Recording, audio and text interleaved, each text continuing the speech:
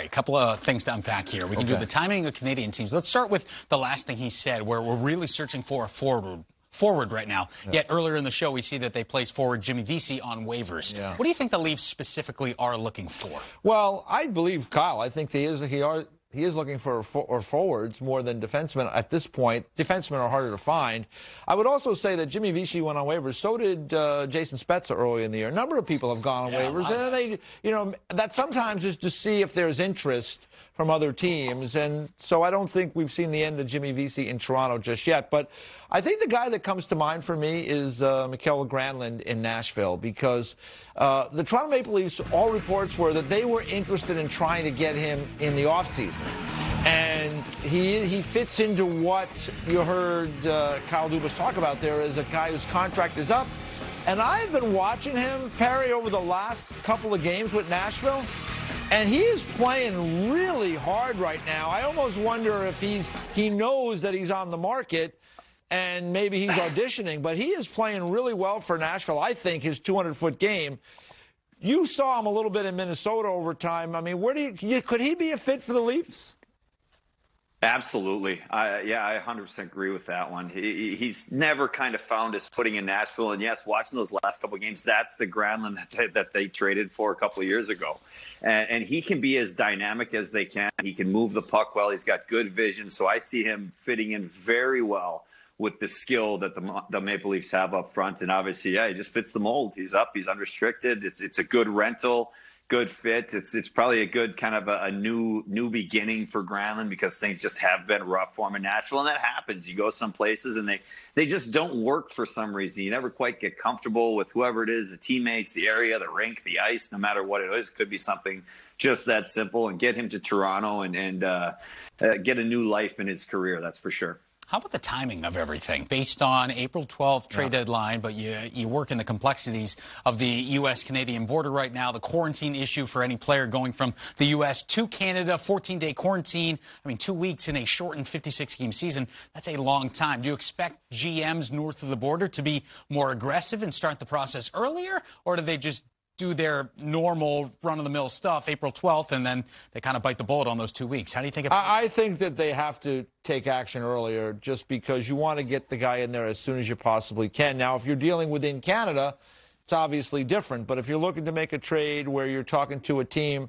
an American team, I think that you want to be able to be aggressive, try to make it happen as soon as you can before that April 12th deadline, so that the player can go through that quarantine. You just heard Mark talk about, sometimes it works, sometimes it doesn't in places, and you'd like to have as much time as you can to allow that player to assimilate within that group, so that when you start in the postseason in May, the player will be kind of fitting into the group and will have had some time to play with that team. So for me, I would say yes, that the Canadian GMs, if they're looking to deal for American players from American teams, I should say, not American players, but teams that are based in the U.S., better to act sooner than later, Mark.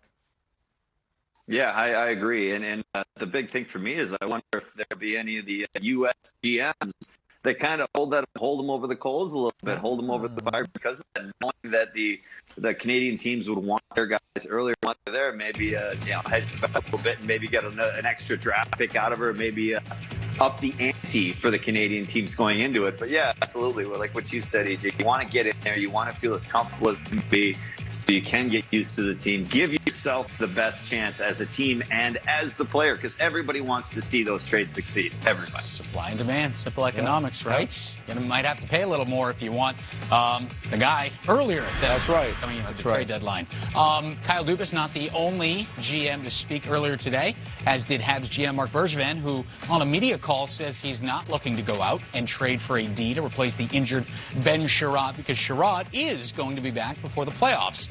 Maybe so they need the cap room for that. What do you make of this situation? Sounded like 6 to 8 weeks. Of course, 8 weeks would be the end of the regular season, so it sounds like he's going to be back ahead of that. That's good news for the Habs, but what do you make of those comments, and what you think Montreal might do going ahead? Well, I think that they have a cap challenge in Montreal, right? And even with long-term injury, that only gives you so much room to operate.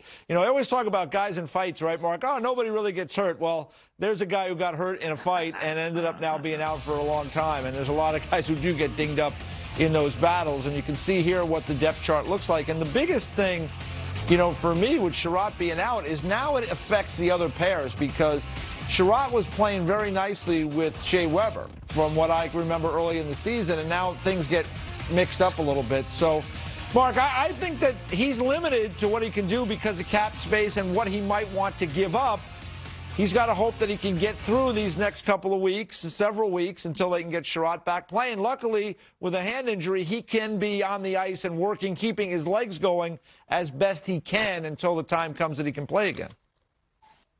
Yeah, and I like that. I like that he's betting on his player. I mean, a lot of that hard work and the treatment that you get to get back into playing, the injuries that you have to deal with, that shows a lot of faith in Sherratt and his medical staff to be able to say, hey, if they're going to say 8 weeks, we think we can get him back in 6, then let's go for that in game of 6, because the salary cap, I mean, it hangs overhead. It's the great big shadow, a nice big cloud over every GM that when you want to make a move at the deadline, it seems like you've got to make these decisions, and it's kind of a hope and a prayer at times that nothing happens on the way for Sherratt to be able to come back, because then all of a sudden, say something happens where Sherratt goes down with some other injury, which does happen when he's trying to rehab from his hand, then you're really in trouble, and you got all this money to spend that you can't spend anyway because it's too late.